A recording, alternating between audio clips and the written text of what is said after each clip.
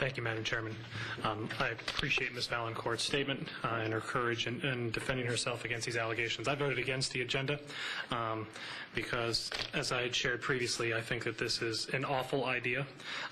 This is something that we don't have any conclusive proof on beyond Ms. Valancourt's probably ill-advised direct letter to the ethics panel asking questions, but she did include all of us on that communication.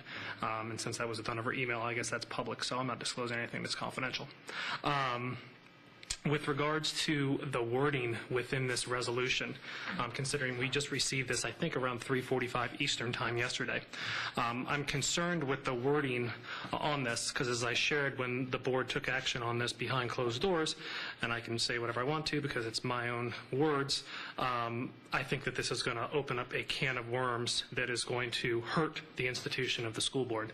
The fact of the matter is we all temporarily occupy these seats, and they will be occupied by somebody else before us and somebody else after us. These seats belong to the people, and at the end of the day, they belong to the hearts of the children in our school system.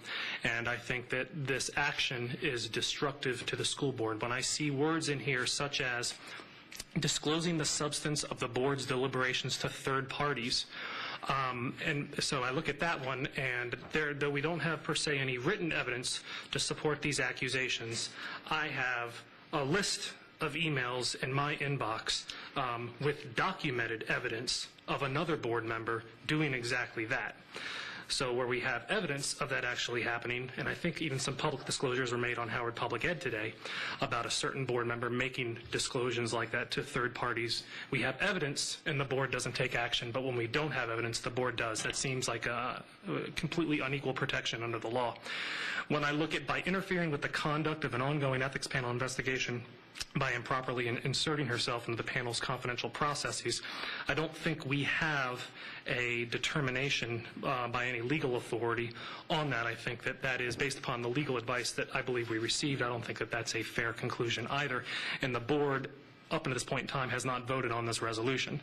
Then there's a conclusion in here that says that somehow this conduct undermined the board's action and authority as a statutory body responsible for the public schools in this county.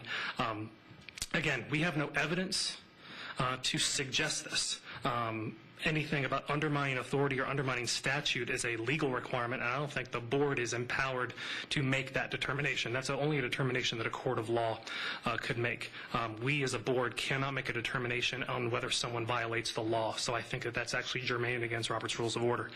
And so I think that the wording of this is atrocious. I think it's destructive to the intentions of the board. I think that in light of the fact that we have evidence of board members actually doing this, and it's not Ms. Valancourt, and we're not taking action, yet we're somehow the board as a corporate entity is going to sanction one of its board members, is the worst form of injustice and highly ironic when we just approved a resolution celebrating the fact of overcoming injustice. Board members? Dr. Siddiqui. I think it's always important to remember why we're here and what does it mean to educate our children.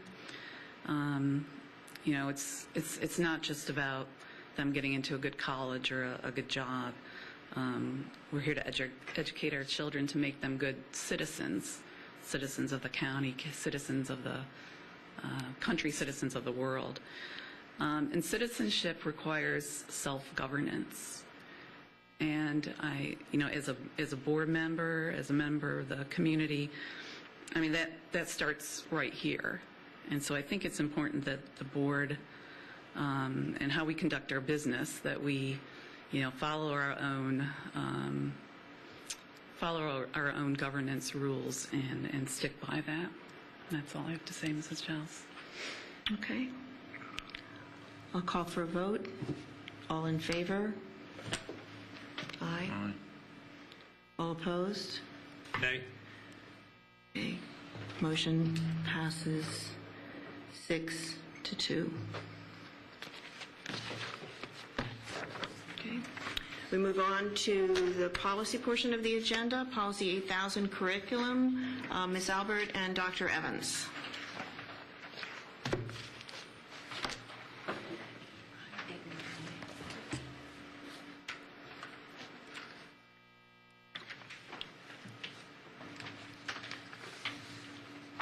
Good afternoon.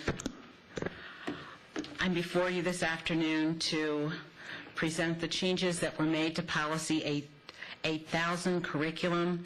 The policy and its implementation procedures were revised to reflect current best practice and the requirements of Policy 2020, so that we have language added to the policy statement to make it clear that the Howard County Public School System uses a standards-based curriculum, that curriculum is designed to make sure that our students achieve consistent with the level of their peers, both locally, across the state, the nation, but also internationally. We then modified definitions of acceleration and written curriculum. When the policy was originally written, Howard County used the term essential curriculum, and what they spoke to was what students were expected to know and be able to do. In most cases, those things are now referred to as the curriculum standards. So we are replacing that concept in our document, so we changed the definition.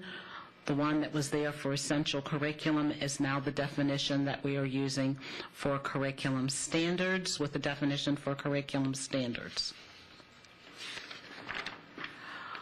We are making it clear that the curriculum resources that will be provided will reflect the principles of universal design for learning, so that if you look in the statements and the standards, you will see that it indicates that our resources should illustrate multiple ways of representing information, multiple ways that students can demonstrate what they know, and multiple ways to engage learners with the content of the unit or the lesson.